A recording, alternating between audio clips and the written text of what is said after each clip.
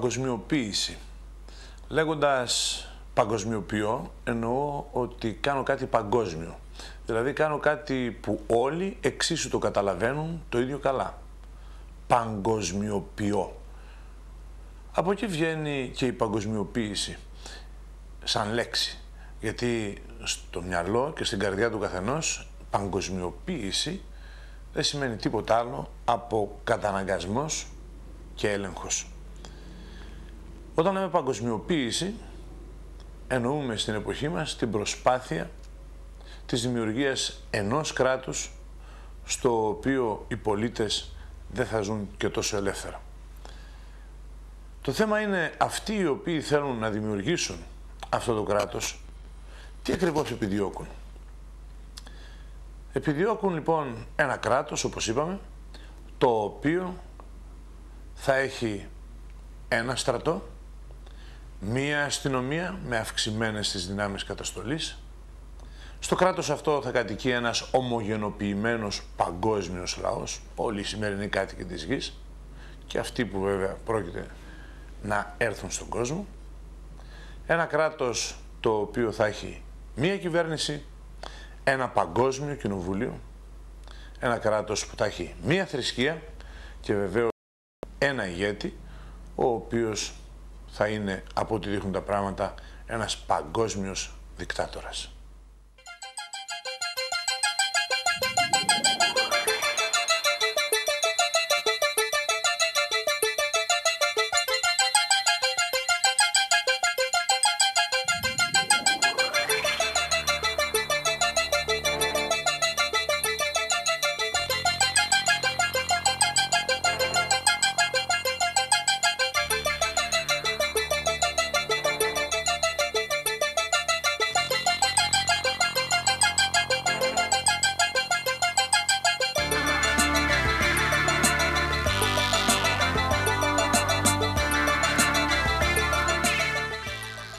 Ποιος όμως είναι ο οργανισμός ο οποίος πρωτοστατεί στην δημιουργία αυτού του παγκοσμίου κράτους, αυτής της παγκόσμιας διακυβέρνησης?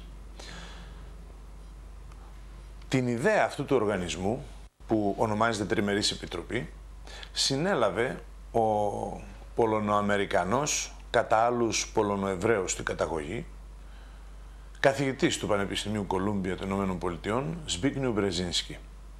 Αυτό έγινε το 1970, όταν στο βιβλίο του «Ανάμεσα σε δύο κόσμους» περιέγραφε το πώς θα μπορούσε ο κόσμος να χωριστεί σε τρία μέρη και ούτε λίγο ούτε πολύ πρότεινε τη δημιουργία τριών υπερκρατών.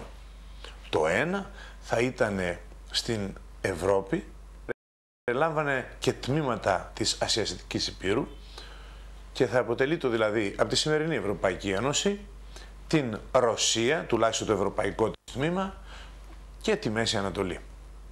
Το άλλο θα περιλάμβανε την Άπο Ανατολή, την Κίνα βέβαια, την Ιαπωνία που είναι μεγάλη οικονομική δύναμη, την Ινδοκίνα, την Ινδονησία, Φιλιππίνες, όλα τα νησιωτικά συμπλέγματα και βεβαίως την Αυστραλία και τη Νέα Ζηλανδία. Το άλλο κομμάτι θα περιλάμβανε όλη την Αμερικανική Ήπειρο, η οποία θα, από ό,τι φαίνεται τουλάχιστον, θα ενοποιηθεί σε ένα κράτος. Την ιδέα αυτή του Ζμπίγνιου Μπρεζίνσκι είδε, διαβάζοντας στο βιβλίο του, ο Ροκφέλερ, γνωστή η δυναστεία των Ροκφέλερ, οικονομική δυναστεία μεγάλη στις Ηνωμένες Πολιτείες και όχι μόνο. Καλεί λοιπόν ο Ροκφέλερ τον Μπρεζίνσκι και του λέει: «Η ιδέα σου μου αρέσει, θέλω να την εφαρμόσω». Ούτε λίγο είτε πολύ λοιπόν, το 1973 ξεκινάει η Τριμερής Επιτροπή να λαμβάνει σάρκα και οστά. Η Τριμερής αυτή επιτροπή έχει πλέον ένα κεντρικό συμβούλιο, μια και τα σχέδια της ήδη υλοποιούνται, το οποίο αποτελείται από 278 μέλη. Τα μέλη αυτά και μόνο γνωρίζουν ο ένας όλους τους υπόλοιπους. Κανείς δεν γνωρίζει όλα τα μέλη της Τριμερούς Επιτροπής. Τουλάχιστον εκείνης που παίρνει αποφάσεις και τις υλοποιεί μέσα από τα κανάλια τα οποία έχει δημιουργήσει σε όλο τον κόσμο.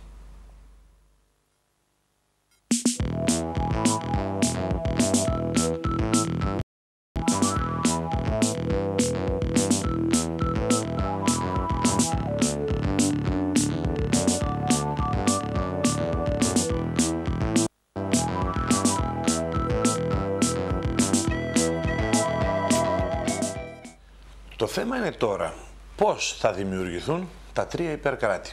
Θα πει κανείς, στην Ευρωπαϊκή Ένωση την κάναμε εμείς ήδη.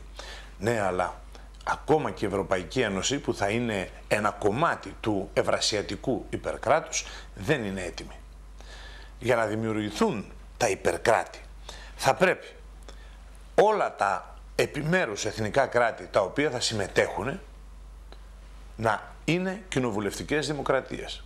Να πούμε εδώ ότι οι παγκοσμιοποιητές εδώ και 100 και βάλε χρόνια είχαν σαν πρωταρχικό σκοπό να καταργήσουν όλες τις μοναρχίες του κόσμου.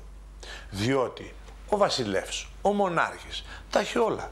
Έχει εξουσία, έχει καλυμμένο τον εγωισμό του, έχει χρήματα, έχει οτιδήποτε θα μπορούσε να φανταστεί ένας κοινός θνητός. Οι βουλευτές όμως, τα παιδιά του λαού που προέρχονται από το λαό τον ίδιο, είναι αυτονόητο ότι διψούν για δόξα, διψούν για εξουσία, διψούν για διάκριση, διψούν για χρήμα.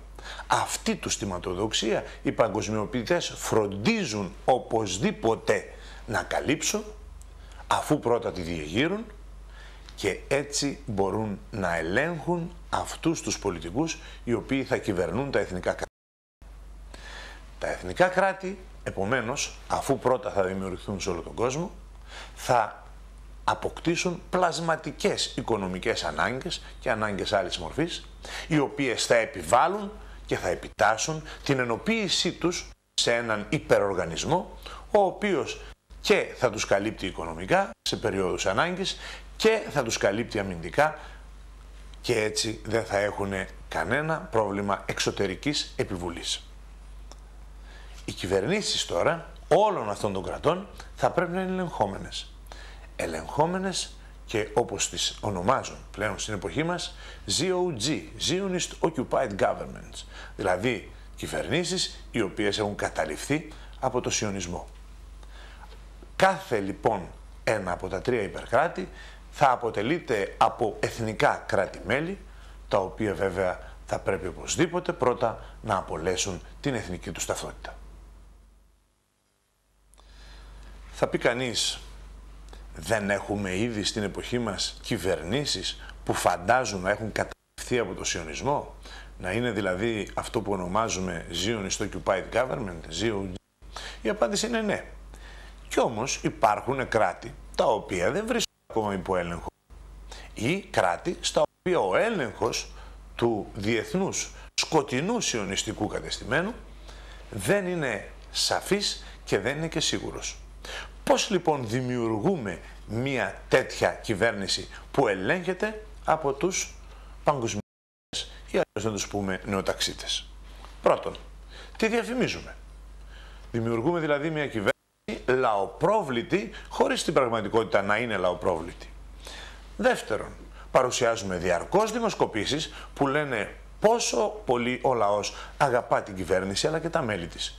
Οι δημοσκοπήσεις αυτές σε όλο τον κόσμο κάλλιστα μπορούν να είναι φτιαχτές, και όχι μόνο μία και δύο και τρεις και ακόμα περισσότερες. Τρίτον, χρησιμοποιούμε την τηλεόραση. Η τηλεόραση είναι, όπως είπε ο Άγιος Κοσμάς ο Ετωλός, ο διάβολος μέσα στο σπίτι με τα κέρατα όμως τα κεραμίδια. Η τηλεόραση μπαίνει μέσα στα σπίτια μας και διαρκώς με τη μέθοδο της πλήσης του εγκεφάλου μας εξηγεί ποιος δουλεύει για μας, για το λαό, καλύτερα από όλους, και ποιος είναι εκείνος στον οποίο χρωστούμε όλα τα καλά τα οποία έχουμε. Και έτσι η τηλεόραση προπαγανδίζει και μας πασάρει, αν μου επιτρέψετε να πω, τους καλύτερους πολιτικούς. Εκτός από αυτό έχουμε και το ραδιόφωνο. Το ραδιόφωνο σαν τέταρτο μέσο είναι εκείνο το οποίο εκτός από το σπίτι τα ακούμε στη δουλειά, τα ακούμε στο αυτοκίνητο. Όλη μέρα πες, κάνει και εκείνο την δική του δουλειά, αναλαμβάνει εκείνο το δικό του μερίδιο πλύσης εγκεφάλου των λαών. Όποιος μάλιστα δεν θέλει τηλεόραση ή ραδιόφωνο, έχει τον πέμπτο τρόπο που είναι ο τύπος. Τύπος ημερήσιος, τύπος περιοδικός. Πριν αρκετά χρόνια θα ζηλεύαμε τους Ευρωπαίους και τους Αμερικανούς για την πλέρια, όπως τα λέγαμε, ενημέρωση την οποία είχαν μέσα από τους πάγκους όλους, και τα περίπτερα, με τα δεκάδες πολύχρωμα και ποικιλόμορφα έντυπα τόσο σε περιοδικά όσο και εφημερίδες, όταν εμείς είχαμε εδώ 5-6 μόνο. Που να ξέραμε όμως το δηλητήριο όλου αυτού του τύπου. Το δηλητήριο το οποίο ποτίζαν οι παγκοσμιοποιητές όλες τις δυτικές πολιτισμένες κοινωνίες, ενώ η Ελλάδα, η Ψωροκόστενα, λέγαμε ότι ήταν 50 χρόνια πίσω. Ήρθε όμως και η σειρά μας να ποτιστούμε με το ίδιο δηλητήριο. Το δηλητήριο που πανάκριβες εκδόσεις περιοδικού και ημερήσιου τύπου, αλλά και βιβλίων, έρχονται να μπουν μέσα στη ζωή μας, στην καρδιά και στο μυαλό μας και να ποτίσουν το δηλητήριο της νέας παγκόσμιας τάξης. Βέβαια, αν όλα αυτά δεν αρκούν, για να έρθει μια κυβέρνηση ελεγχόμενη από τους παγκοσμιοποιητές, έχουμε και τις εκλογές. Στο κάτω-κάτω, ποιος απλός πολίτης μπορεί να ελέγξει το αποτέλεσμα των εκλογών. Πολλές από τις εκλογές είναι νοθευμένες σε όλο τον πλανήτη. Αν πάλι κάποιος λαός δεν καταλαβαίνει ούτε από εκλογές, αν πάλι ένας λαός δεν καταλαβαίνει ούτε από δημοκρατία, γιατί επιμένει να έχει κάποιους μονάρχες ή μπορεί, βρε αδελφέ, να υπάρχει κάποια δικτατορία κάπου, τότε έρχεται ο Οργανισμός Ηνωμένων Εθνών με το μακρύ του χέρι, που είναι το ΝΑΤΟ, και βομβαρδίζει. Βομβαρδίζει προσεκτικά. Όπως ακριβώς είπε στην περίπτωση του Αφγανιστάν ο βραβευμένος με Νόμπελ Ειρήνης εκπρόσωπος του ΟΗΕ, κύριος Μπραχίμι. Βομβαρδίζουν πολύ προσεκτικά, λέει, οι Αμερικανοί στο Αφγανιστάν. Όπως βομβάρδισαν βεβαίως οι Αμερικανοί πολύ προσεκτικά και στη Βοσνία και στο Κωσυφοπαίδιο και στη Σερβία και όπου αλλού, βρε αδελφέ, χρειαστεί. Επομένως, όποιος δεν καταλάβει με προπαγάνδες και με το καλό, έρχονται και οι βομβαρδισμοί.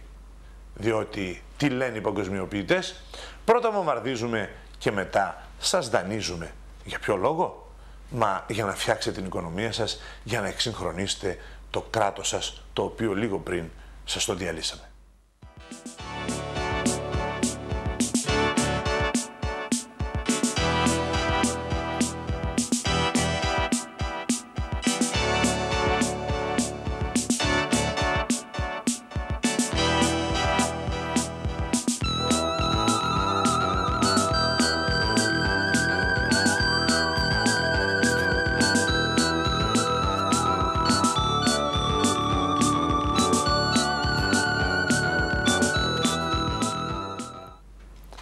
Το θέμα είναι, για να δημιουργήσει κανείς μια τέτοια κυβέρνηση, ZOG, Zionist Occupied Government, δηλαδή μια κυβέρνηση που έχει καταλάβει ο σιωνισμός, οι παγκοσμιοποιητές αν θέλετε, πρέπει να έχει τα κατάλληλα στελέχη. Κάποιους, δηλαδή, παγκόσμιο σύστημα του καταναγκασμού, να τους εμπιστεύεται. Πού θα τους βρει? Δεν μπορεί να βάλει ευκαιριακά στελέχη, θέλει δικά του εκπαιδευμένα στελέχη. Οι παγκοσμιοποιητές έχουν φροντίσει για όλα. Πριν από μας, για μας. Έτσι δημιουργήθηκαν οι διάφορες λέσχες. Λέσχες κλειστές, λέσχες και ανοιχτές. Η πιο γνωστή ανοιχτή λέσχη είναι η λέσχη Bilderberg. Η λέσχη Bilderberg δημιουργήθηκε πριν αρκετά χρόνια και πήρε το όνομά της από το ξενοδοχείο στο οποίο είχε γίνει η συνάντηση. Ξενοδοχείο των Bilderberg. Η λέσχη Bilderberg δημιουργήθηκε με σκοπό να φέρει, λέει, πιο κοντά τον επιχειρηματικό κόσμο Αμερικής και Ευρώπης, ώστε να φέρει κοντά τον λεγόμενο δυτικό πολιτικό κόσμο. Και έτσι να λύνει πιο εύκολα τα προβλήματα που υπήρχαν ανάμεσα στη Γυραιά Ήπειρο και τις Ηνωμένες Πολιτείες της Αμερικής. Η λέσχη Bilderberg συνεδριάζει μια φορά κάθε χρόνο, συνεδριάζει σε μέρη στα οποία συμπτωματικά μετά από λίγο καιρό, μετά από την συνεδρίασή της δηλαδή, γίνονται πραξικοπήματα ή άλλα περίεργα πράγματα.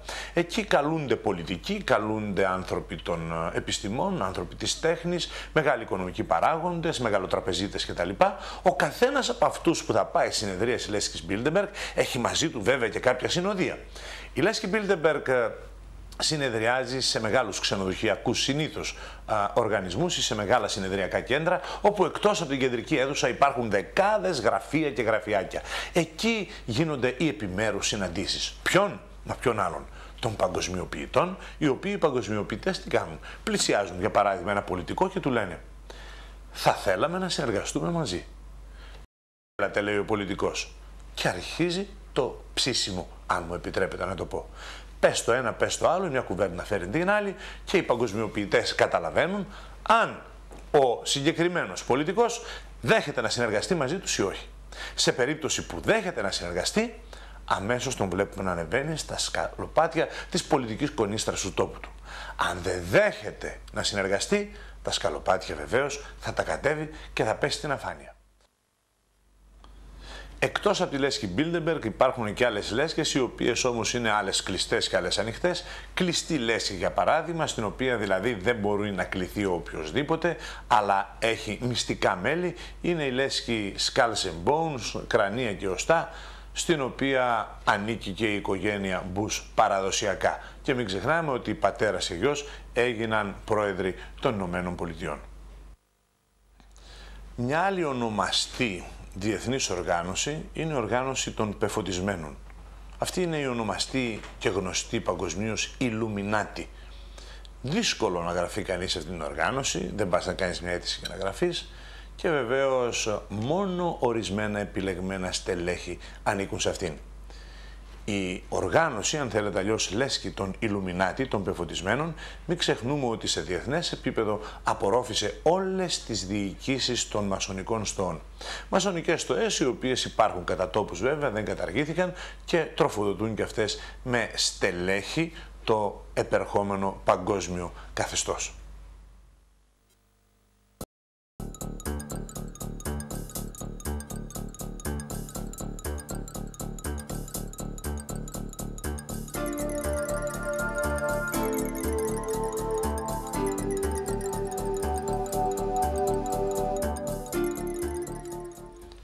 Ας δούμε τώρα οι λεγόμενες υπανάπτυκτες χώρες πώς θα μπορέσουν να ενταχθούν μέσα στα τρία υπερκράτη.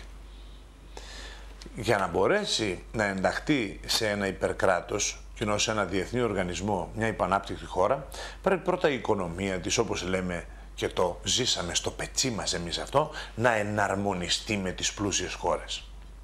Αυτός ο εναρμονισμός καταρχήν απαιτεί εξαγωγή φτώχειας. Και πώς εξάγει κανείς τη φτώχεια από ένα κράτος? Σίγουρα δεν τη βάζει σε πακέτα, δεν τη βάζει σε κονσέρβες. Τι κάνει? Απλά εξάγει τους φτωχούς. Έτσι βλέπουμε την Ευρώπη να δέχεται περίπου ή να ετοιμάζεται να δεχθεί, όταν ολοκληρωθεί το κύμα φυγής από τις υπανάπτυκτες χώρες, 150 ολόκληρα εκατομμύρια λαθρομεταναστών, τους οποίους οφείλει να απορροφήσει σταδιακά και να τους εντάξει στις τάξεις των εξυγχρονισμένων πολιτών της. Έτσι, οι λεγόμενες υπανάπτυκτες χώρες τι έχουν κάνει? Έχουν εξάγει φτώχεια και βεβαίως φτωχό πληθυσμό. Η επόμενη κίνηση βέβαια είναι να εισάγουν τον αμερικανικό παγκοσμιοποιημένο τρόπο ζωής. Έτσι δεν έχουν παρά οι πολίτες που έμειναν εκεί να εξυγχρονιστούν.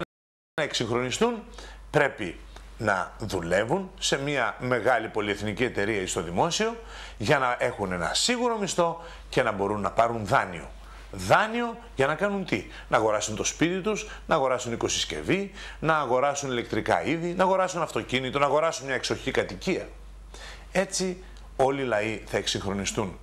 Και όποιος λαός είναι εξυγχρονισμένος και μάλιστα χρωστάει και ένα σωρό δάνεια, σίγουρα δεν έχει το μυαλό του ούτε σε αγώνες, ούτε σε οποιασδήποτε μορφής αντίσταση.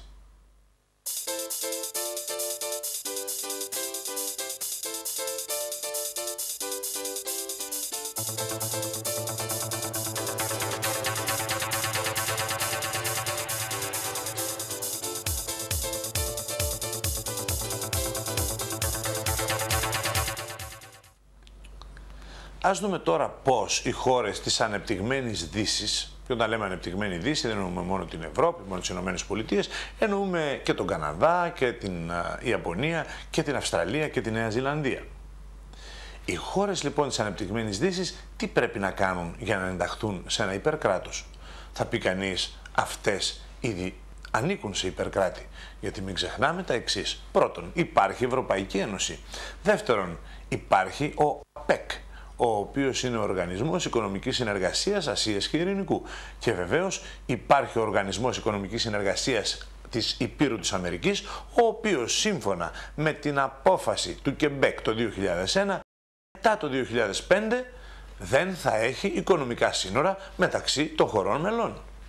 Δηλαδή όλα τα κράτη της Αμερικανικής Υπήρου θα μπορούν να μπάζουν και να βγάζουν προϊόντα από το ένα στο άλλο και αντιστρόφως χωρίς κανένα δασμό. Θα πει κανείς, όλα αυτά όμως δεν θέλουν προετοιμασία. Στο κάτω-κάτω οι πανάπτυκτες χώρες που θα μπουν μέσα σε ένα οργανισμό πρέπει να μοιάσουν τις άλλες. Και στο κάτω-κάτω επίσης, ποια θα είναι η εξέλιξη των ανεπτυγμένων χωρών. Να το πούμε πολύ απλά. Εκείνο το οποίο δεν αρέσει καθόλου μα καθόλου στους παγκοσμιοποιητές είναι η λεγόμενη μεσαία αστική οικονομική τάξη. Αυτή η τάξη έχει στα μέλη της όλους εκείνους οι οποίοι είχαν μικρομάγαζα ή μεγαλομάγαζα, μικρές βιοτεχνίες ή μεγάλες βιοτεχνίες και όλοι αυτοί μπορούσαν κάθε μήνα να βγάζουν όχι μόνο έναν, αλλά 3 και 5 και 10 και 20 μισθούς υπαλλήλου. Όλοι αυτοί έπρεπε και εφόσον μερικοί μείνανε πρέπει να χτυπηθούν από τη νέα τάξη. Πρέπει επομένως να εξαφανιστεί η μεσαία αστική τάξη, γιατί αυτοί έχοντας την οικονομική δυνατότητα θα μπορούσαν να αντισταθούν στην επερχόμενη παγκοσμιοποίηση του καταναγκασμού και του ελέγχου. Τα κεφάλια μέσα επομένως αυτοί πρέπει να πάψουν να υπάρχουν. Πώς επομένως θα εξαφανίσουμε, λένε οι νεοταξίδες, τη μεσαία αστική τάξη? Πρώτον, νοθεύουμε πληθυσμιακά με τους λαθρομετανάστες τα δυτικά κράτη, ώστε οι φτωχοί να είναι πιο πολύ αναλογικά σε σχέση με τη μεσαία τάξη. Οι φτωχοί επομένως αυξάνονται λόγω εισαγωγής φτώχειας και λαθρομετανάστευσης, την οποία τα υπανάπτυκτα κράτη υπόψη εξάγουν. Έπειτα, η μεσαία τάξη θα εκλείψει αν εκλείψουν οι μικρομεσαίοι. Για να κλείσει μία μικρομεσαία επιχείρηση, οι νεοταξίτες παγκεβάζουν νόμους. Νόμους περίεργους, νόμους ισχυρούς, νόμους άκαμπτους, νόμους αμετανόητους, νόμους οι οποίοι αναγκάζουν όλο το οικονομικό σύστημα να καταρρεύσει. Για παράδειγμα, φορολογικοί νόμοι, ΦΠΑ, που γονατίζουν οι νόμοι αυτοί, και βέβαια φορομπηχτικοί, όχι μόνο φορολογικοί, που γονατίζουν τους μικρομεσαίους. Δεύτερον, το χρηματιστήριο, το οποίο πολύ διαφημίστηκε και στην Ελλάδα και στο εξωτερικό. Ένα κράχ στο χρηματιστήριο στην Ελλάδα τι έκανε? Ρήμαξε όλες σχεδόν τις οικονομίες των Ελλήνων, οι οποίοι πήγαν να παίξουν γιατί είχε διαφημιστεί και τους είχαν πει ότι αν βάλουν χρήματα στο χρηματιστήριο σε χρόνο 0 και κυρίως χωρίς κόπο θα τα τριπλασιάσουν, θα τα πενταπλασιάσουν και γιατί όχι θα τα 20πλασιάσουν. Αφού έχασαν χρήματα στο χρηματιστήριο πολλοί, αναγκαστικά έγιναν νεοπτωχοί. Εκτός από το χρηματιστήριο όμως υπάρχει ο πληθωρισμός. Ο έμπορος δεν ξέρει αν πρέπει να κρατήσει εμπόρευμα το οποίο θα χάσει την αξία του ή αν πρέπει να ρίξει λεφτά για να πάρει εμπόρευμα το οποίο εμπόρευμα ποτέ με τη συνεχή οικονομική ύφεση και έτσι και πάλι θα οδηγηθεί σε πτώχευση. Ένας άλλος τρόπος με τον οποίο βέβαια οικονομικά χτυπήθηκε η μεσαία αστική τάξη είναι τα καζίνο. Τα πάμπολα καζίνο που ανοίγουν και φυτρώνουν σαν τα μανιτάρια μέσα στις πόλεις και στα χωριά και απομυζούν τις οικονομίες της μεσαίας αστικής τάξης. Με όλα αυτά η μεσαία αστική τάξη σταδιακά σβήνει, σταδιακά χάνεται. Ο θάνατος του εμποράκου, πολύ σωστά διαβάσαμε σε μία εφημερίδα πριν λίγο καιρό.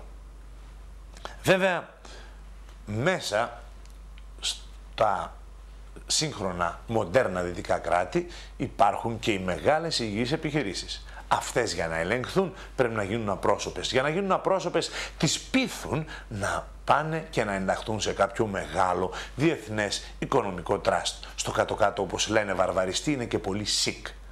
Μπαίνοντας μέσα στο οικονομικό τραστ, το πρώην αφεντικό γίνεται ένας απλός μέτοχος και από ολόκληρη επιχείρηση που είχε στα χέρια του τώρα έχει μόνο χαρτιά. Το επόμενο βήμα είναι να πείσουν τους νεόφτωχους, την πρώην μεσαία αστική τάξη, να υπαλληλοποιηθεί. Κοινώς να επιζητεί να έχει ένα μισθό βρέξει χιονίσει, να επιζητεί να γίνει ο καθένας από εμάς υπάλληλος ή στο δημόσιο ή σε μια μεγάλη και σίγουρη πολυεθνική εταιρεία. Όταν βέβαια οι νέοι νεόπτωχοι και πρώην μεσοταξίτες της μεσαίας αστικής τάξης αποκτήσουν τους πρώτους μισθούς, αφού γίνουν υπάλληλοι, τότε τους πείθουν να πάρουν δάνεια.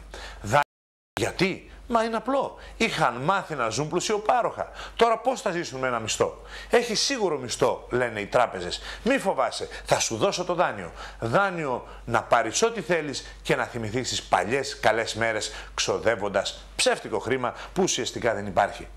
Δανειζόμενος ο καθένας όμως γίνεται δούλος της τράπεζας, της τοπικής, που με τη σειρά της υποδουλώνεται στην Παγκόσμια Τράπεζα και τα παρακλάδια της, γιατί πρέπει να δανειστεί από το εξωτερικό για να δώσει στον εσωτερικό δανεισμό. Ένας άλλος τρόπος για να εξαφανιστεί η μεσαία αστική τάξη είναι στην κυριολεξία να μην υπάρχει. Και πώς δεν θα υπάρχει? Όχι γιατί θα δημιουργηθούν νεοπτωχοί, αλλά διότι θα εξαφανιστεί βιολογικά. Και έτσι μας έριξαν σε όλο τον κόσμο την έννοια της υπογεννητικότητας. Υπογεννητικότητα. Πώς αλλιώς θα διασκεδάσουμε, πώς αλλιώς θα ξεχαστούμε, πώς αλλιώς θα μπορέσουν όλοι να κινούνται άνετα και στο κάτω-κάτω και οικονομικά να μπορούν να τα βγάλουν πέρα. Υπογεννητικότητα. Και έτσι μπαίνουμε διαρκώς στη διαδικασία μιας νέας γενοκτονίας. Όχι γενοκτονία που έκαναν οι Τούρκοι αυτή τη φορά στους Ποντίους ή σε όλους τους Έλληνες της Μικράς Ασίας, αλλά γενοκτονία που οι ίδιοι οι Έλληνες, και βέβαια κάθε λαός στον τόπο του κάνει το ίδιο, μια γενοκτονία, ξαναλέω, που οι ίδιοι οι Έλληνες προσπαθούν με πολλούς σκόπους να φέρουν στην κυριολεξία εις πέρας κάθε χρόνο. 500.000 αμβλώσεις κάθε χρόνο έχουμε στην Ελλάδα. Ξαναλέω, 500.000 αμβλώσεις. Η μεγαλύτερη γενοκτονία όλων των εποχών. Με όλα αυτά οι νεοταξίτες τι πετυχαίνουν? Την εξαφάνιση της μεσαίας αστικής τάξης. Την εξαφάνιση εκείνων των φωνών που λόγω, όπως είπαμε και πριν, της οικονομικής τους άνεσης θα μπορούσαν να αντισταθούν και να αντιταχθούν στα σχέδια των παγκοσμιοποιητών.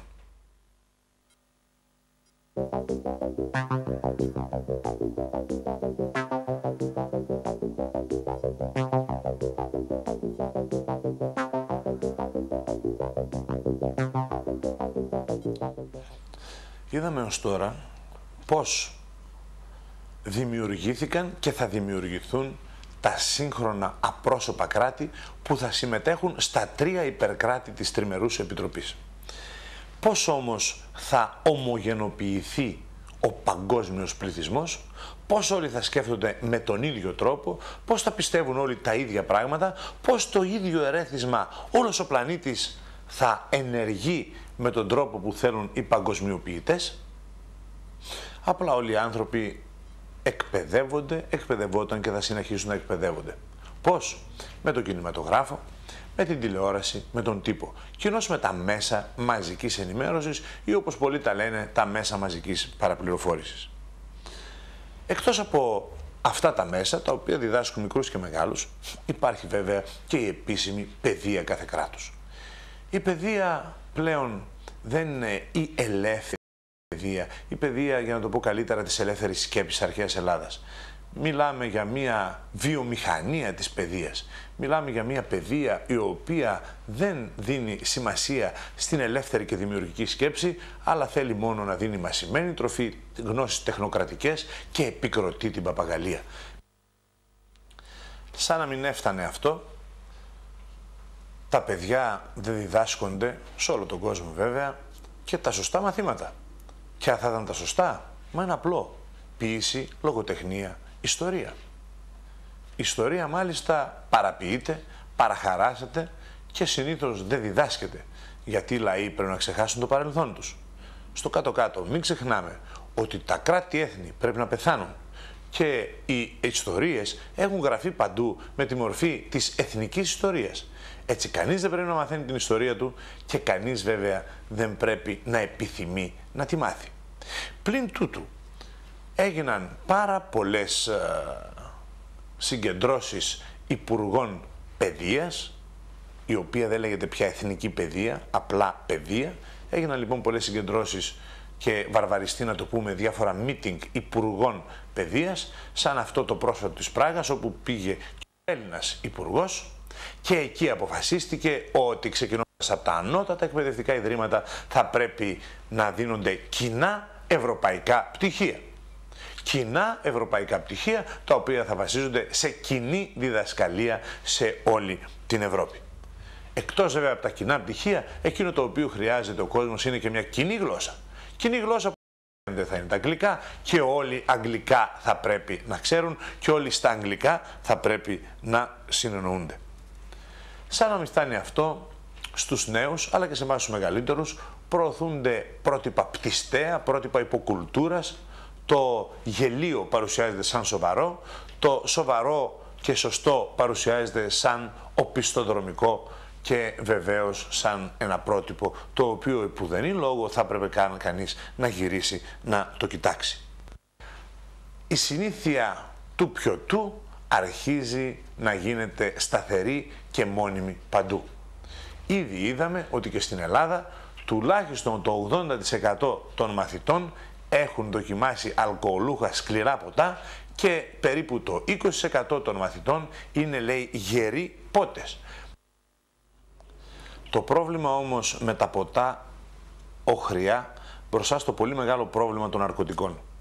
Τα ναρκωτικά βρίσκονται όχι απλά στα νυχτερινά κέντρα διασκέδασης, βρίσκονται έξω από την πόρτα μας, βρίσκονται στις γειτονιές, βρίσκονται και μέσα στα σχολεία. Στην Αγγλία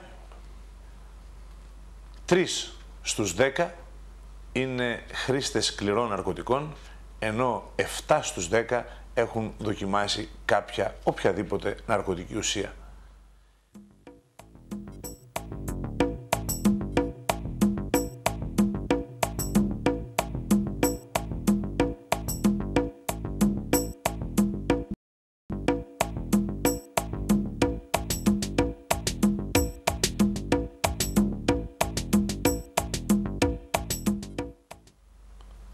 Η άκρατη τάση η οποία υπάρχει για αχαλήνωτη διασκέδαση σίγουρα ρίχνει και τις άμυνες και των νέων αλλά και των μεγαλύτερων απέναντι στην μάστιγα των ναρκωτικών και τη λέλαπα του ποτού. Ωστόσο, ο μαζοποιημένος άνθρωπος, ο οποίος τελικά θα εμφανιστεί στην παγκόσμια κοινωνία, θα μπορεί άνετα να ζει σε οποιαδήποτε πόλη του κόσμου. Θα μπορούσε να ζει στο Τόκιο, το Χονγκ Κονγκ, τη Νέα Υόρκη, το Λονδίνο ή την Αθήνα πάρα πολύ άνετα. Γιατί όπου και αν βρίσκεται θα μπορεί να φάει τις ίδιες τυποποιημένες στροφές σε κάποιο φασφουντάδικο μιας παγκόσμιας αλυσίδας, να παρακολουθήσει τις ίδιες κινηματογραφικές ταινίες σε κάποιο πολυκινηματογράφο μιας επίσης παγκόσμιας αλυσίδας, να πάει και να ψωνίσει στο ίδιο σούπερ μάρκετ, το οποίο θα έχει ακόμα και το ίδιο όνομα και την ίδια δομή στους διαδρόμους με τα προϊόντα, σε όποια πόλη και αν ζει, και βέβαια θα μπορεί να μιλά στην ίδια γλώσσα, τα αγγλικά από ό,τι φαίνεται, μέσα στο πολυεθνικό πλήθος. Ένα πολυεθνικό πλήθος μιας πολυπολιτισμικής, όπως λένε, κοινωνίας. Μόνο που αυτό είναι πολύ μεγάλη απάτη, γιατί δεν υπάρχει η έννοια του πολυπολιτισμού. Δεν είναι δυνατόν να υπάρξει πολιτισμός σε μια τέτοια ομογενοποιημένη κοινωνία. Υπάρχει μια παγκόσμια υποκουλτούρα, ένας παγκόσμιος υποπολιτισμός. Γιατί οι παγκοσμιοποιητές κάθε άλλο παραπολιτισμένο θέλουν τον μαζάνθρωπο του μέλλοντος.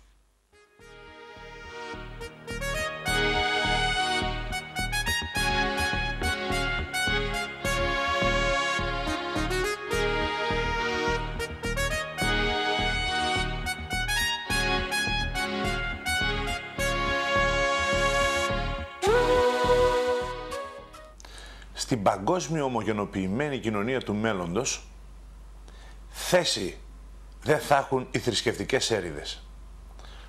Η κοινωνία θα πρέπει να ζει ήρεμα και ειρηνικά. Επομένως, οι ιδιαιτερότητες οι θρησκευτικές θα πρέπει να πάνε στην άκρη. Η πανθρησκεία θα έρθει σαν ένα βάλσαμο, σαν μια παγκόσμια προσφορά των νεοταξιτών, η οποία επιτέλους θα μας δώσει θρησκευτική ειρήνη. Οι θρησκευτικοί ηγέτες μάλιστα, οι σύγχρονοι, οι μεγάλοι, τόσο ο Πάπας όσο και ο Οικουμενικός Πατριάρχης της Ορθοδοξίας, συναγωνίζονται στο ποιος θα πρωτοστατήσει σε αυτό τον αγώνα δρόμου, σε αυτή την παράλογη, για να μην πω παρανοϊκή κούρσα προς την πανθρησκεία. Πολλοί πολιτικοί οι οποίοι δεν φημίζονται και τόσο μάλιστα για τα θρησκευτικά τους ενδιαφέροντα, θέλουν και αυτοί να πρωτοστατήσουν στον αγώνα προς τον τελικό σκοπό της πανθρησκείας. Επανειλημμένος τον κατά την περίπτωση Υπουργό Εξωτερικών της Ελλάδας, κύριο Παπανδρέου, μαζί με τον Πατριάρχη, τον κύριο Βαρθολομαίο, να θέλουν να δημιουργήσουν κέντρα διαθρησκευτικού διαλόγου και βεβαίως να συνεργάζονται με τους παπικούς και δι τον συγκεκριμένο Πάπα, ο οποίος υπάρχει στο Βατικανό, ώστε να αρχίσει επισήμως και με σταθερή βάση ο διαθρησκευτικός διάλογος. Έχουμε δει να μαζεύονται Ινδιάνοι, Μάο, εκείνοι οι κύριοι από την Αυστραλία, ντυμένοι με λάσπες, Μαοϊστές, Κομφουκιστές, Βουδιστές, Ταοϊστές, Ιουδαίοι και βεβαίως Ορθόδοξοι, Καθολικοί, Ευαγγελιστές, Γιαχωβάδες, όλες οι θρησκείες εκεί. Και όλοι λέει να συμπροσεύχονται. Στο κάτω-κάτω ο Θεός είναι ένας. Τι ψάχνετε για ιδιαιτερότητες? Εκείνος που θέλει ιδιαιτερότητες μπορεί να είναι και ρατσιστής, έτσι δεν είναι? Για το λόγο αυτό όλοι όποτε συγκεντρώθηκαν προσευχήθηκαν στο ένα και μοναδικό, λέει, μεγάλο πνεύμα. Και δημιούργησαν και ένα κυροπήγιο, το κυροπήγιο του φωτός, που όλοι βάλαν από ένα κεράκι στο όνομα της διαθρησκευτικής ειρήνης. Εκεί στις συγκεντρώσεις αυτές, τις διαθρησκευτικές, τις συναναμίξεις, όπως μας είπε ο Γιώργος Παπανδρέου, ήταν όλοι. Έλειπε όμως ένας, έλειπε ο Χριστός. Αλλά χωρίς Χριστό θρησκεία δεν υπάρξει. Να πάμε σε διαθρησκευτικό διάλογο, να συζητήσουμε τι? Το πώς θα εξυγχρονίσουμε το Θεό? Να πάμε σε διαθρησκευτικό διάλογο και να συζητήσουμε τι? Το κατά πόσο μπορούμε ή και το κατά πόσο δικαιούμαστε να αλλάξουμε τα δόγματα της Ορθοδοξίας? Οι αλήθειες της Ορθοδοξίας είναι αιώνιες και αδιασάλευτες. Επομένως τα δόγματα δεν έχουμε κανένα δικαίωμα ή καμιά δυνατότητα εμείς να τα αλλάξουμε ή έστω και μόνο απλά να τα συζητήσουμε.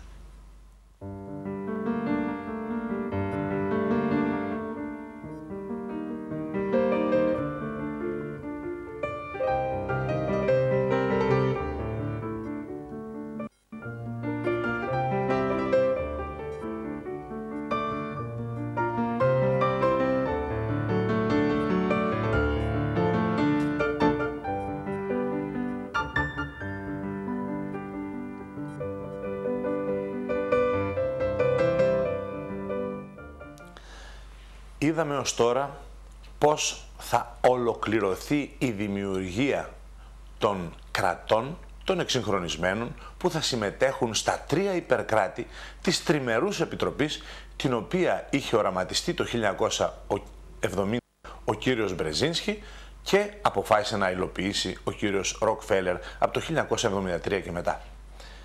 Βέβαια, όταν δημιουργηθούν τα 3 υπερκράτη, θα υπάρχει μόνο ένα κοινοβούλιο για το καθένα από αυτά, για παράδειγμα το Ευρωκοινοβούλιο.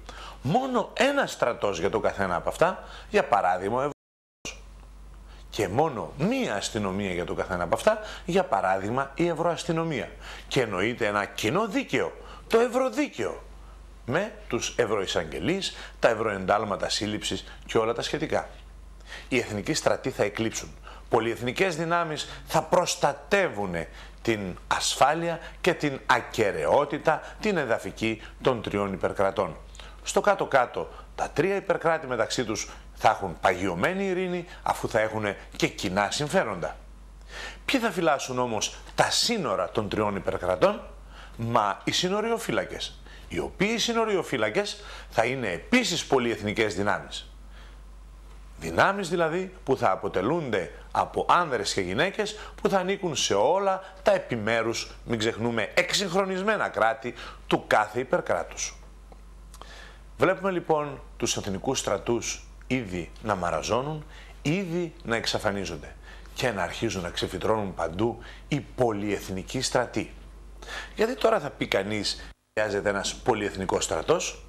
Θα το καταλάβουμε αμέσως σε λίγο, όταν αναφερθούμε στις δυνάμεις καταστολής.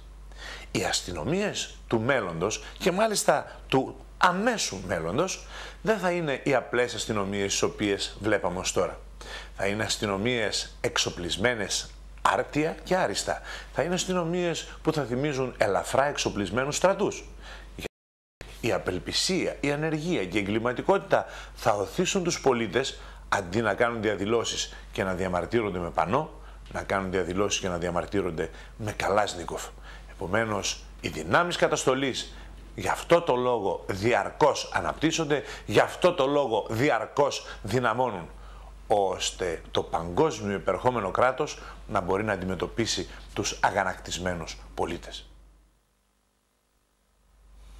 Όταν τα τρία υπερκράτη Ευρασίας, από Ανατολής και Αμερικής παγιωθούν λειτουργικά, τότε επειδή θα έχουν κοινές επιδιώξεις, παγιωμένοι μεταξύ τους ειρήνη, θα έρθουν οι τρεις υπερκυβερνήσεις των υπερκρατών και θα πούν: δεν ενώνουμε τα τρία κράτη σε ένα για να γίνει ο κόσμος ένας?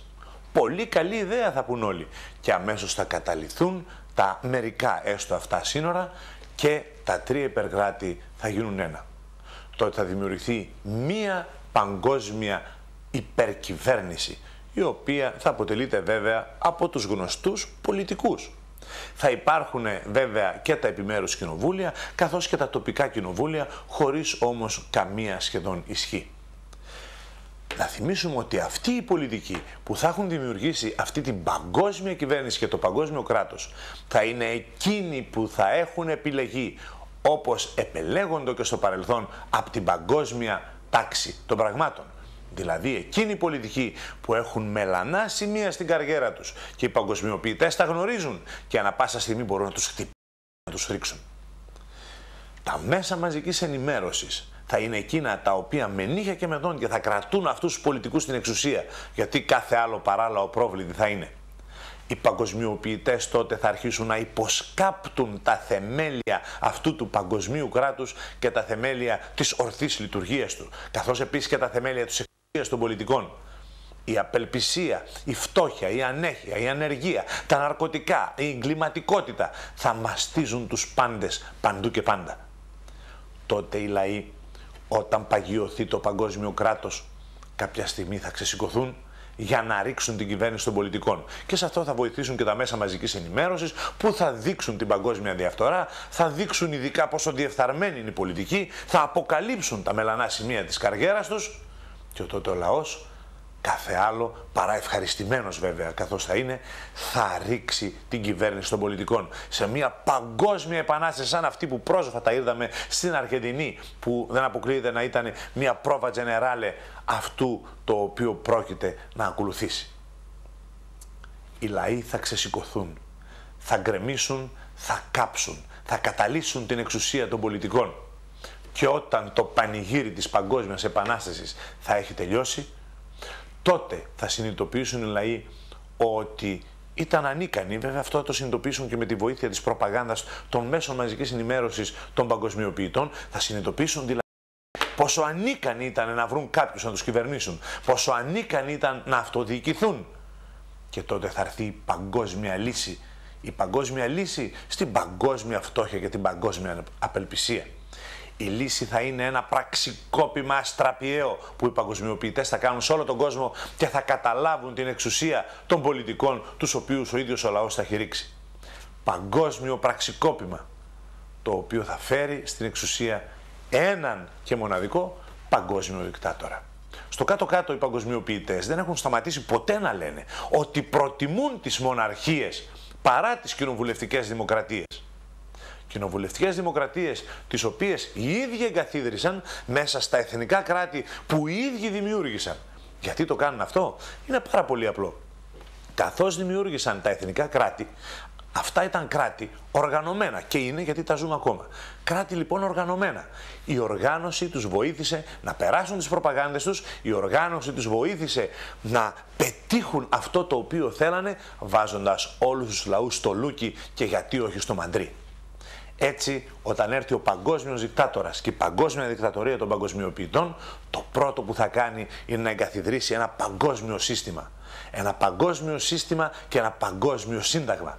Ένα σύνταγμα που θα έχει νόμους άκαμπτους και χωρίς καρδιά. Δεν θα μπορούσαν αυτοί οι νόμοι στο κάτω-κάτω να μην είναι άκαμπτοι, αυτή τη στιγμή θα είναι νόμοι για όλο τον κόσμο, παγκόσμιοι. Δεν μπορούν οι νόμοι αυτοί να βλέπουν τις ιδιαιτερότητες του ενός και του άλλου, δεν θα έχουν τέτοιο χρόνο οι παγκοσμιοποιητές στο κάτω-κάτω. Έτσι θα έρθει η παγκόσμια δικτατορία που θα ακολουθήσει το παγκόσμιο κράτος των πολιτικών. Ο ρόλος των πολιτικών, ο ρόλος των κοινοβουλευτικών δημοκρατιών, εκεί θα έχει τελειώσει για την παγκόσμια ιστορία.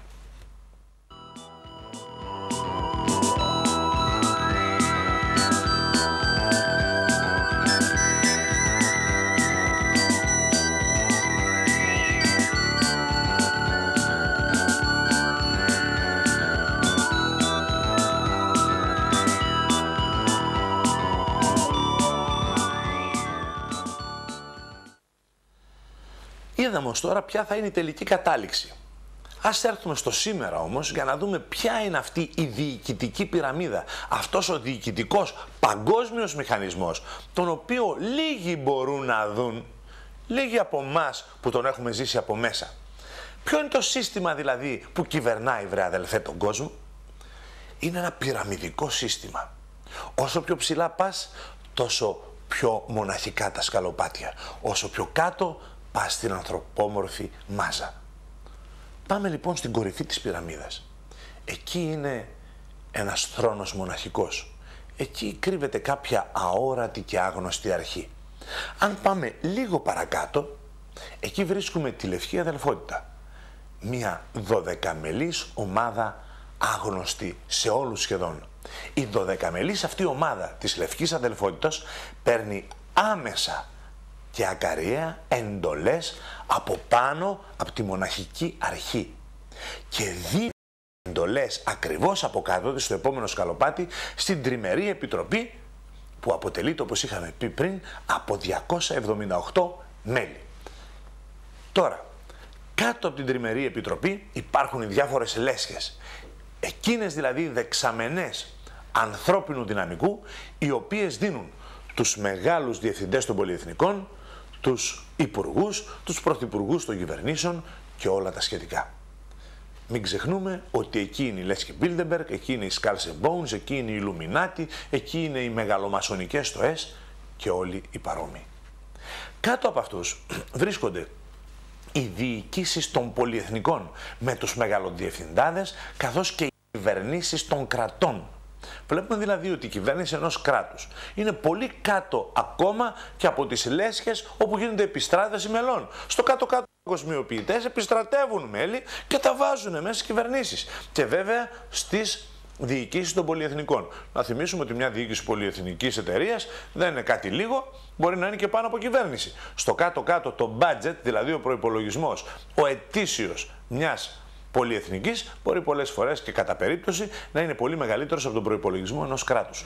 Κάτω τώρα από τις κυβερνήσεις των κρατών και τις διοικήσεις των πολυεθνικών εταιριών είναι όλα εκείνα τα χαμηλόβαθμα διευθυντικά στελέχη, όπως διευθυντές τραπεζών, διευθυντές παρακλαδιών των πολυεθνικών εταιριών, υπουργοί, διευθυντές υπουργείων και όλα τα σχετικά. Ακριβώς εκεί αρχίζει και χάνεται η επαφή με την παγκοσμιοποιητική διοίκηση. Αυτά τα στελέχη μπορεί να πληρώνονται καλά, μπορεί να ξέρουν ότι υπηρετούν κάποια συμφέροντα, δεν ξέρουν όμως ποιου τα συμφέροντα υπηρετούν. Κάτω από όλα αυτά τα διευθυντικά στελέχη, τους υπουργούς κτλ. Βρίσκονται οι δημόσιοι υπάλληλοι, καθώς και οι υπάλληλοι στις μεγάλες και σίγουρες πολυεθνικές. Εκεί που οι γονείς τρομοκρατημένοι θέλουν να στέλνουν τα παιδιά τους, υποθηκεύοντας το μέλλον τους. Εκεί λοιπόν βρίσκεται η μεγάλη μάζα των υπαλλήλων. Εκεί εφαρμόζεται αυτό που ονομάζουμε virtual administration, δηλαδή εικονική διοίκηση. Τι θα πει αυτό? Πολύ απλό παράδειγμα. Έχουμε ένα υπάλληλο, ο οποίος θέλουμε για την παγκοσμιοποίηση, έστω ότι είμαστε παγκοσμιοποιητές βέβαια, μακριά από εμάς, αλλά έστω ότι είμαστε βέβαια αδελφέ, και θέλουμε κάποιος υπάλληλος να μας κάνει μια δουλειά λίγο βρώμικη. Τον βάζουμε για 4 μήνες σε μια θέση και επιτελεί κάποιο έργο. Δεν το ολοκληρώνει. Τον βγάζουμε και βάζουμε άλλον στη θέση του.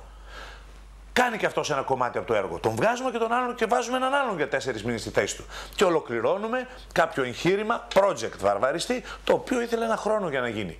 Κανείς από τους 3 υπαλλήλους δεν ξέρει τι έκανε. Ο μεγαλοδιευθυντής βέβαια πιο πάνω ξέρει κάτι παραπάνω. Και όσο ανεβαίνουμε τα σκαλοπάτια της πυραμίδος, τόσο παραπάνω τα διοικητικά στελέχη της παγκοσμιοποίησης γνωρίζουν τα κομμάτια του ψηφιδωτού με το οποίο προωθούν το παγκόσμιο κράτος. Αυτή είναι η διοικητική πυραμίδα της παγκοσμιοποίησης και αυτά είναι τα σκαλοπάτια της. Βέβαια, κάτω από όλη την πυραμίδα την διοικητική βρίσκεται η απρόσωπη λαϊκή μάζα του αγελαίου, απρόσωπου και δυστυχώς κοιμόμενου πλήθους.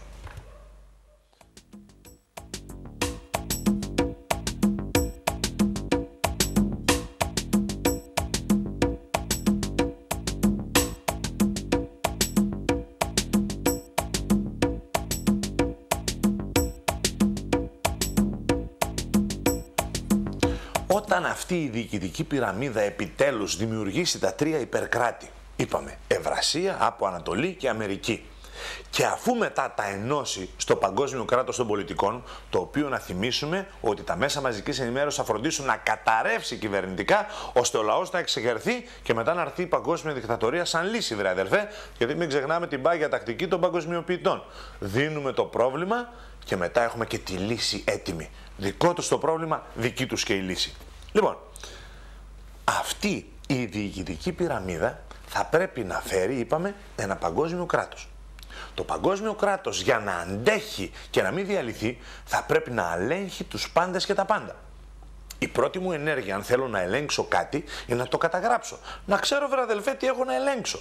Έτσι έχει αρχίσει εδώ και πάρα πολλά χρόνια το απόλυτο φακέλωμα σε όλο τον πλανήτη. Κάηκαν, λέει, οι φάκελοι. Σε πολλά κράτη, μάλιστα σε φιέστες δημόσια, σε πλατείες μάζευαν φακέλους και τους καίγανε. Και το κοιμόμενο πλήθος χειροκροτούσε. Ωστόσο, άρχισε το ηλεκτρονικό φακέλωμα. Σε υπολογιστές μεγάλους, σαν αυτόν που έχει στις Βρυξέλλες και χωράει 9 με 10 δισεκατομμύρια καταχωρήσεις, φακελώνονται οι πάντες και τα πάντα. Φακελώνονται οι συνήθειές μας, το πότε γεννηθήκαμε, ίσως ακόμα και το πότε θα πεθάνουμε, να έχει αποφασίσει πριν από μας για μας η νέα παγκόσμια τάξη των πραγμάτων. Θα πρέπει όμως να πούμε ότι για να μας ελέγχουν, εκτός από το να μας φακελώσουν, πρέπει να ξέρουν και πού είμαστε ανά πάσα στιγμή. Πρέπει να ξέρουν τι αγοράζουμε, τι πουλάμε, τι σκεφτόμαστε. Έτσι, η τεχνολογία στην υπηρεσία του καταναλωτή. Ποιος είναι ο καταναλωτής? Εμείς βεβαίως. Εκμεταλλευόμενοι το χτύπημα της 11ης Σεπτεμβρίου και πάντα για το καλό μας και την προστασία μας από τους τρομοκράτες, χρησιμοποιούν τα πλέον σύγχρονα μέσα της μικροηλεκτρονικής για την επιβολή του παγκοσμίου ελέγχου. Άρχισε η προπαγάνδα της ηλεκτρονικής ταυτότητας με τον τρόπο αυτό εδώ και πολλά χρόνια. Μας λένε, έχετε ένα διαβατήριο για να ταξιδεύετε στο εξωτερικό. Έχετε την αστυνομική ταυτότητα, έχετε το βιβλιάριο του ΙΚΑ, το βιβλιάριο του ΤΕΒΕ, το βιβλιάριο ασθενείας, το βιβλιάριο ενσύμων. Έχετε και εκλογικό βιβλιάριο, έχετε και πιστωτική κάρτα, έχετε και βιβλιάριο τραπέζης, έχετε και δεύτερο βιβλιάριο τραπέζης, έχετε και κάρτα υγείας. Έχετε και κάρτα ανεργίας, οι περισσότεροι βέβαια. Τι να τα κάνετε, σου λέει όλα αυτά? Σας δίνουμε τη δυνατότητα όλα σε ένα, βρε αδελφέ. Τι να το κάνεις όλο αυτό το χαρτομάνι? Μέχρι και τους τίτλους ιδιοκτησίας σας δίνουμε μέσα. Πιστοποιητικά γεννήσεως, πιστοποιητικά γάμου, όλα τα πάντα. Μην ξεχνούμε ότι πρόσφατα μετρήθηκαν στο ελληνικό δημόσιο 100 διαφορετικά πιστοποιητικά. Τι να το κάνεις όλο το χαρτομάνι?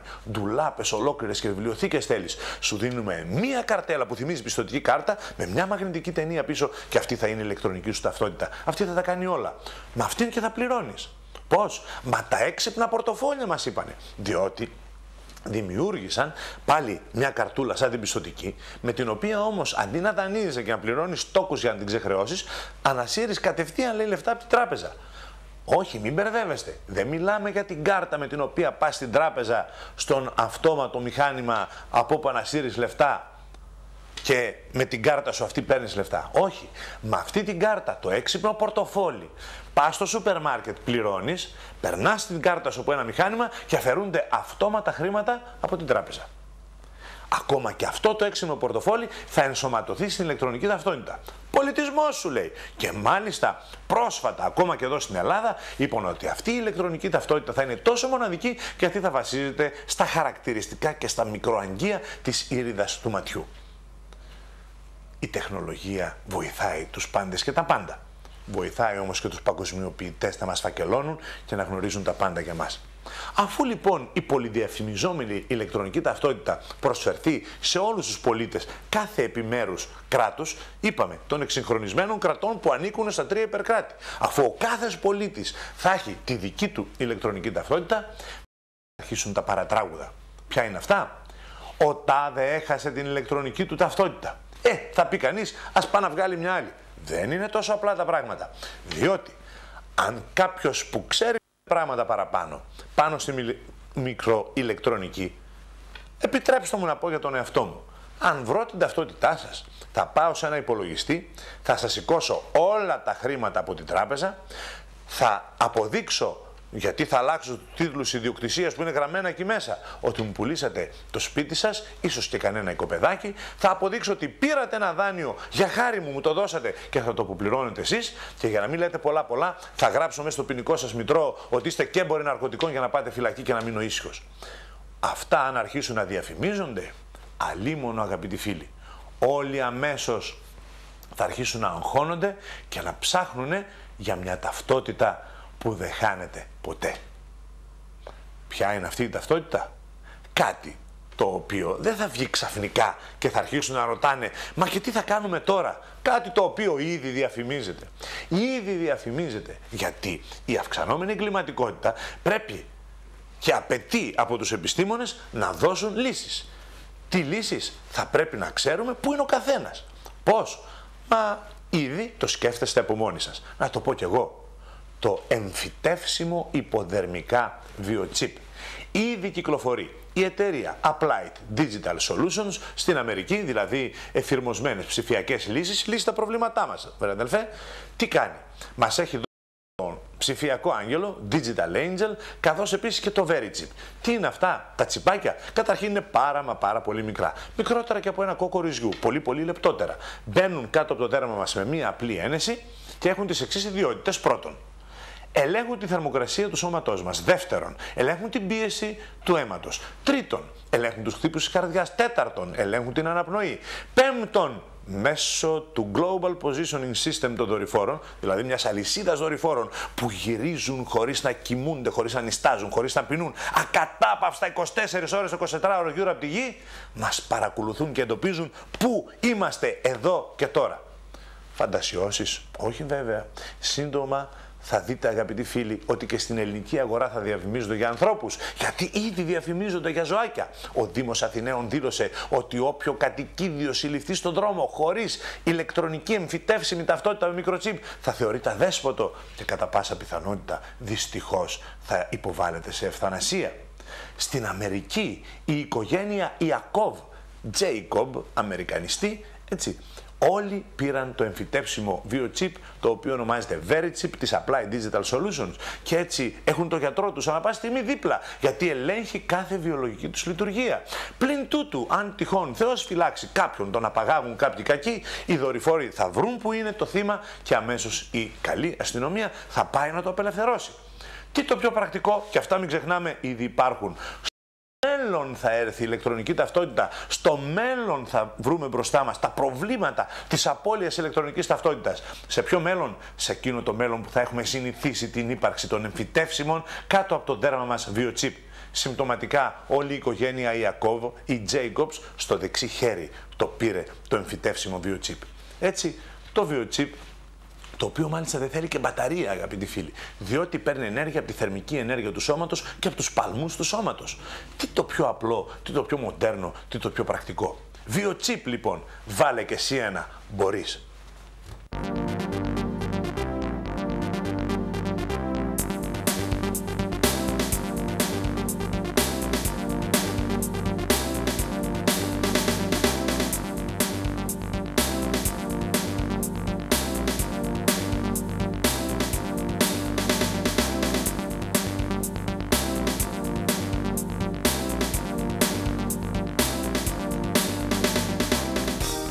Θα πει κανείς τώρα, καλά, έχει εφαρμοστεί τίποτα από όλα αυτά?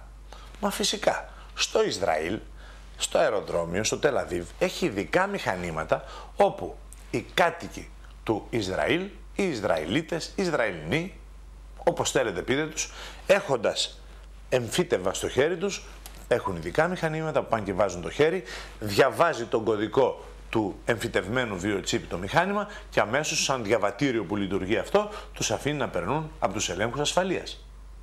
Να μην πάω τόσο μακριά, να έρθω κοντά. Όλα τα αλλιευτικά σκάφη στην Ελλάδα από πέρυσι έχουν φυτεμένο στο σκαρί τους ένα τέτοιο τσίπ, ώστε οι δορυφόροι να μπορούν να τα εντοπίσουν. Πολύ πρακτικό σου λέει. Όλα τα ταξί έχουν αρχίσει να το βάζουν. Ακόμα και τα αστικά στη Θεσσαλονίκη το έβαλαν. Θα πει κανείς ολόκληρο αστικό, θα το χάσουμε, τι το θέλουμε? Μα είναι και θέμα προπαγάνδας. Έτσι για να το συνηθίζουμε. Είπαμε όλα τα κατοικίδια θα πρέπει στην Αθήνα να το βάλουν, σιγά σιγά και στην υπόλοιπη Ελλάδα. Καθώς επίσης, αγαπητοί φίλοι, έχουμε δει και διαφημίσεις στην Θεσσαλονίκη σε αφίσες στους δρόμους που λέει χάθηκε, βρέθηκε με ένα βιοτσίπ. Τι έχουν πετύχει όμως οι παγκοσμιοποιητές ως τώρα? Πέτυχαν να ρίξουν όλες τις μοναρχίες σε όλο τον πλανήτη. Όλα αυτά ξεκίνησαν πριν 150 και βάλε χρόνια, όταν ξεσήκωσαν τους λαούς να ρίξουν τους βασιλιάδες και να ζητούν σύνταγμα.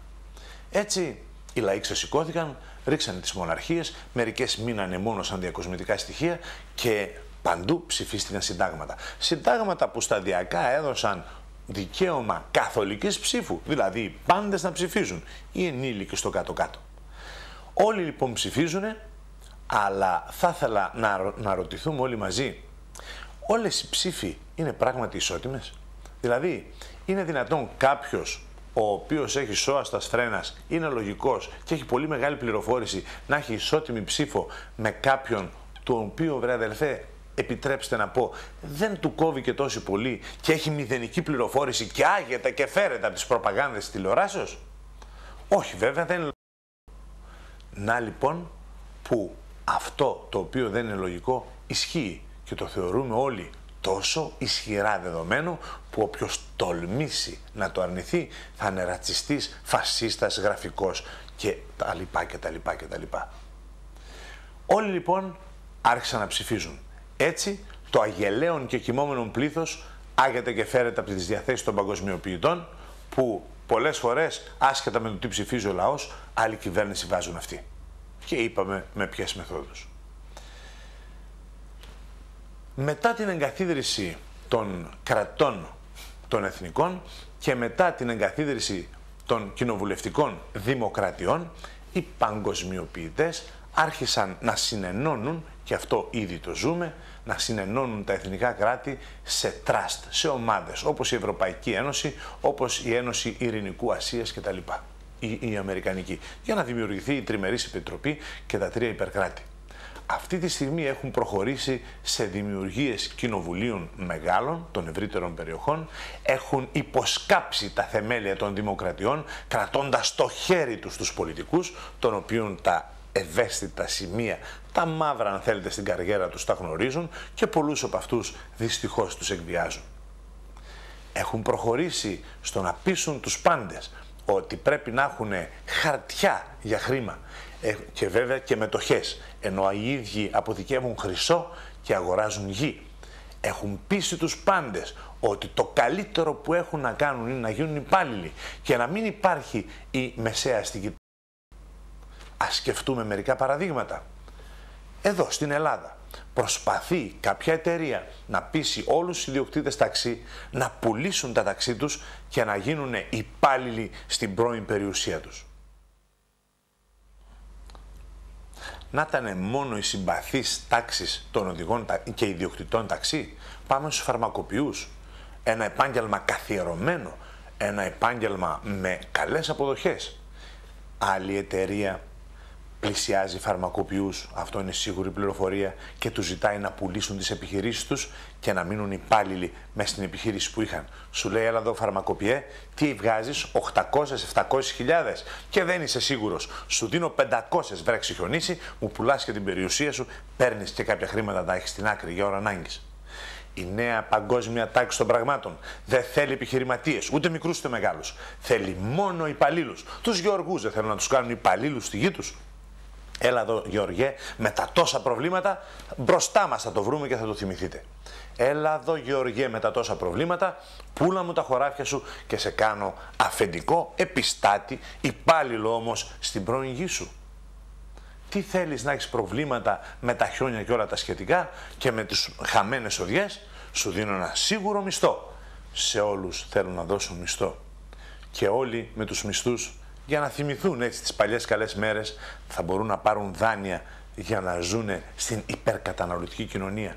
Και όποιος όμως θέλει να πληρώνει τις δόσεις των δανείων και να μην του πάρουν ό,τι αγόρασε με αυτά, θα πρέπει να είναι υποταγμένος στη νέα τάξη των πραγμάτων. Τι άλλο έχουν κάνει? Έχουν χτυπήσει το θεσμό της οικογενείας. Ο θεσμός της οικογενείας δεν θα υπάρχει σε λίγο. Έχουν προβάλει πρότυπα πτυστέα οικογενειών που ζουν χωρίς την ευλογία του γάμου και της εκκλησίας. Οικογενειών ενός μόνο γονέως, μόνο πατέρας ή μόνο μητέρα. Οικογενειών με γάμους μεταξύ ομοφυλοφίλων.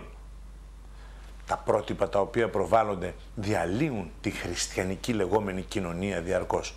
Και αυτό το έχουν πετύχει. Έχουν πετύχει να εισάγουν τα ναρκωτικά στην καθημερινή ζωή. Έχουν πετύχει να εισάγουν τα ποτά και την άκρατη διασκέδαση στην καθημερινή ζωή. Και έχουν πετύχει κυρίως να βγάλουν το Χριστό και την ελπίδα από τις ψυχές των ανθρώπων. Τι μέλη γενέστε? Θέλουν να δημιουργήσουν τα τρία υπερκράτη και μετά να τα συνενώσουν. Μετά να ρίξουν, όπως είπαμε και πριν, τις κυβερνήσεις των πολιτικών, τη μία βέβαια μεγάλη κυβέρνηση, το κοινοβούλιο, και να φέρουν την παγκόσμια δικτατορία και τον ένα και μοναδικό αρχηγό τους.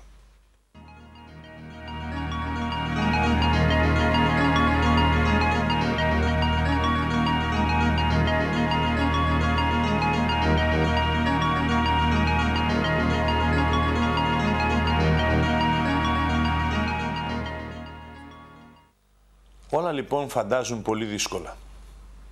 Όλα φαίνονται να σκεπάζονται από απελπισία. Στο κάτω-κάτω η απελπισία είναι το κύριο όπλο των παγκοσμιοποιητών. Αυτήν κυρίως παίρνουν σε όλο τον κόσμο.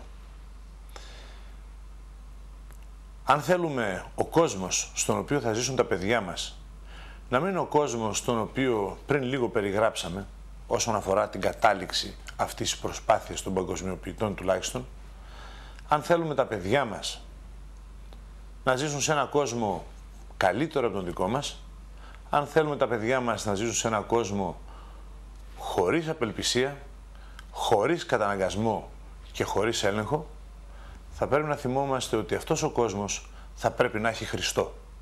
Αυτός ο κόσμος θα πρέπει να μην υιοθετήσει την πατρισκία. Όσον αφορά τις δυσκολίες που αντιμετωπίζουμε, επίσης θα πρέπει να βάλουμε καλά στο μυαλό μας το ρητό της Ορθοδοξίας που λέει «Η Κύριος μεθυμών ουδείς καθημών». Στο κάτω-κάτω κανείς δεν μπορεί να μας επιβάλλει τίποτα για όσο χρόνο τα βλέπουμε όλα με μάτια ανοιχτά και ελληνικά.